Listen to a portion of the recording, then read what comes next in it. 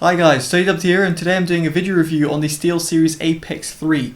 Now this membrane keyboard, which you can see behind me, can be found for around £60 in the UK and $50 in the US. Now if you're interested in purchasing it, the locally link in the description below will take you to your localized Amazon store. Down there you'll also find a link to my Instagram, it's at TotallyDubbed, I'd very much appreciate a follow. And if you're interested in all electric or hybrid vehicles, do check out Totally EV, I'd very much appreciate your support. So without further ado, let's see how this budget keyboard actually performs. So first off, let's talk about what you get in the box. Well, it's pretty simple. You've got the keyboard itself and you've got a removable wrist rest over here. Now the wrist rest itself is made out of full plastic, so therefore it's not soft in the slightest, but it is magnetic and can be removed if you do wish. I would have wished this was of a certainly, I don't know, a softer material or one that's padded and therefore would make it just a little bit better on the wrists. Now with the wrist rest aside, the keyboard is attached via USB cable, as you might expect, and underneath it you've got a cable routing system. By cable routing system, in other words, it's got three separate ways of managing the cable. You can see here it's coming straight from the middle. The cable itself is pretty thick, but it is pretty long. It's terminated by USB, as you might expect, and it's non-removable. There are little rubber feet over here which can be expanded, the keyboard risers, and these provide the keyboard a little bit of stability from sliding around on, let's say, a hard table like I've got over here. Now the keyboard itself, in terms of its build quality, is made out of full plastic. Unfortunately, the keyboard is made of a lightish plastic and therefore does suffer from some keyboard flex, to say the least. You can potentially see it on the camera right there, but it definitely is slightly wobbly. Now if you're someone who's a heavy gamer or does press a lot, you'll feel that the keyboard does concave a little bit when it is pressed on. It's the first thing I actually noticed when I got it out of the box. Aside from that, the keycaps themselves can be removed, although you will see that they are not using any sort of Cherry MX stem or anything like that, because, well, it's not a mechanical keyboard, it's a membrane keyboard at the end of the day. The keycaps themselves feel of a decent weight, although they are made of plastic. They're not double shot ABS plastic of any sort, so just worth bearing that in mind. I've got no issue with them. They've got a illumination which goes straight through the middle of the key, and you can potentially see, as you might see from the camera over here, it is a RGB keyboard. Now this has got 10 different zones of illumination, and I'll showcase this in the software section, but you can customize 10 different zones. It doesn't mean that the keys are individually lit, so therefore if you're looking for further customization, you'll have to look for a more expensive keyboard or a keyboard that is its rival. Now the keyboard itself has got a white underlayer where the RGB keys are lit. Now some people might like this, some people might hate it. It does have a sort of floating effect. I have no issues whatsoever with it, and to be honest, to me it does remind me of HyperX's more premium keyboard, so I think SteelSeries have done a good job over here. Now in terms of controlling the keyboard, you can do this through the software, but if you don't want to access the software, if you were to press the SteelSeries button, you can adjust the brightness directly from here, and you can see you can fully disable it altogether straight from there, and then you've got the program keys as well which you can enable. So just leaving the RGB's lights off, so I'll turn them on in just a second, because I just want to highlight the volume wheel and basically the play pause button over here. Now this button is literally acts as a play pause button. Double press it, it will go next, triple press it goes previous, almost like you would expect like a Bluetooth device or Bluetooth headphone would do. There's a scroll wheel over here which is actually made out of metal, which is kind of contrasting from the rest of the keyboard. It's got a nice feel to it and it's kind of clicky. So if I just go quiet, it's got a nice feel to it and just controls this volume as you might expect. It's a nice little inclusion, and the small array of buttons here are very much appreciated, because I kind of like, well, it feels more of a dedicated media keys, which are cleverly positioned and cleverly designed via the single button over here. Now elsewhere, another thing worth bearing in mind is that the keyboard is actually IP32 certified.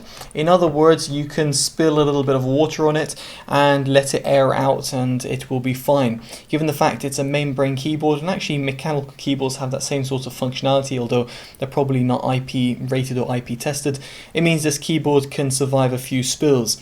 Doesn't mean you can dunk it in water, why would you ever do that? But it's just worth bearing in mind that that does have its IP certification, which is great to see that SteelSeries is kind of pushing that on a more budget keyboard. Now moving on, we've got the SteelSeries engine software. Now you can see over here you've got default configuration, but you can add a few configurations if you want. You've got the apps, which means that you can have it enabled with certain apps which are over here, which is nice to see. And then obviously the library as well if you want to scan for games. Now through here, this is the most important part because this allows you to customize the keyboard. So first off, let's go into illumination. You can see over here what I was talking about with the 10 zone illuminations that you have. You can customize this to your, basically to your heart's content. So you can drag it and therefore do all the keyboard. You can see that I've got it on color shift, or you can select a singular zone and for it to change. So you can have a steady color, multicolor breathe, or you can disable it altogether if you so wish, and you can also adjust the brightness. The good thing about this is because of the live preview, it works in real time, allowing you to see the changes that you're making, and you can see there's quite a lot of options to say the least. I presume most people will use it on the color shift option because it looks pretty, at least in my opinion, and we'll just leave it at that. Now in terms of key bindings, you can customize almost every key. Some keys can't be changed, like the, let's say the SteelSeries button over here, but pretty much every other key over here can be remapped to another key. So let's say, for example, let's go for F8. Here you can see I can change it to, I don't know, setting it to editing and put it to a space button instead. Or better still, you can even create your own macro if you want to do that. These two buttons over here can't be customized, so it's just worth bearing that in mind, but it is totally understandable. And finally, you've got the settings tab, which allows you to change the polling rate, which I'll pretty much recommend usually on the highest. And also, given the fact that the keyboard is available in different layouts, you might want to change it depending on your region. So for example, with the US, it automatically updates the fact that whether you've got the small enter key, and we go to UK and you've got the larger enter key over here. A nice integration over here by SteelSeries, because obviously button layouts will differ per region. And now we get on to performance, which is obviously the most important part of this review.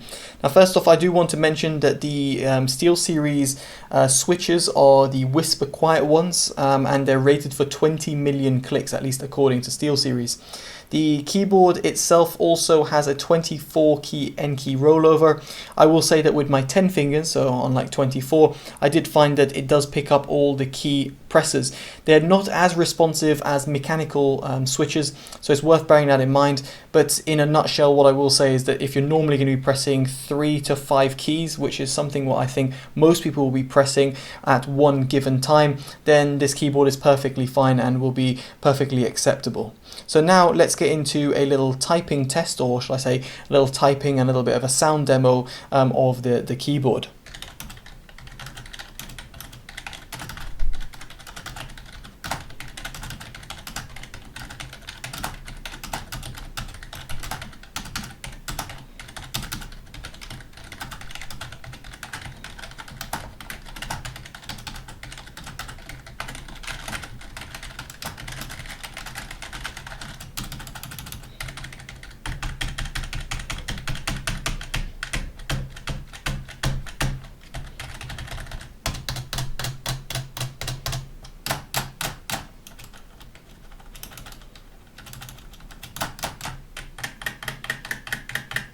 So hopefully that little sound demo will give you a little bit of an indication of how the keyboard sounds, be it from normal-ish typing. I'm just typing at a completely different weird angle because of how I'm recording, and also raging at the same time, pressing GG multiple times. So what are my thoughts on the performance of the Apex 3?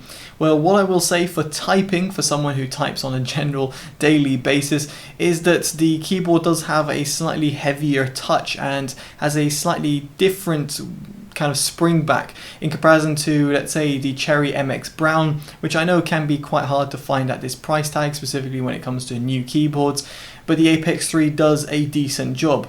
When it comes to gaming, I had no issues whatsoever playing Counter-Strike, for it registering my keystrokes and strafing around walls and peeking.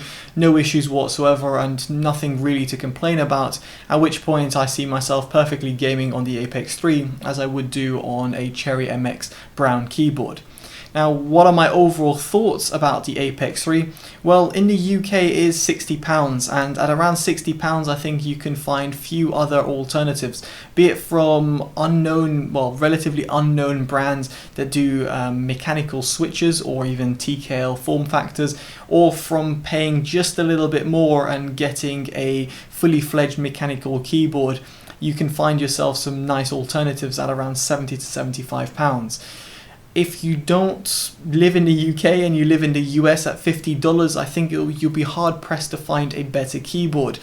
By this I mean that at around $50, it's very hard to think of another keyboard that really can truly compete with it. Again, there are some lesser known brands out there which some people will trust or not trust, but they do offer mechanical switches. But from the big name manufacturers when it comes to peripherals, SteelSeries here is offering quite a compelling option for those people who want to kind of get into entry level gaming, if that makes sense, with a membrane keyboard.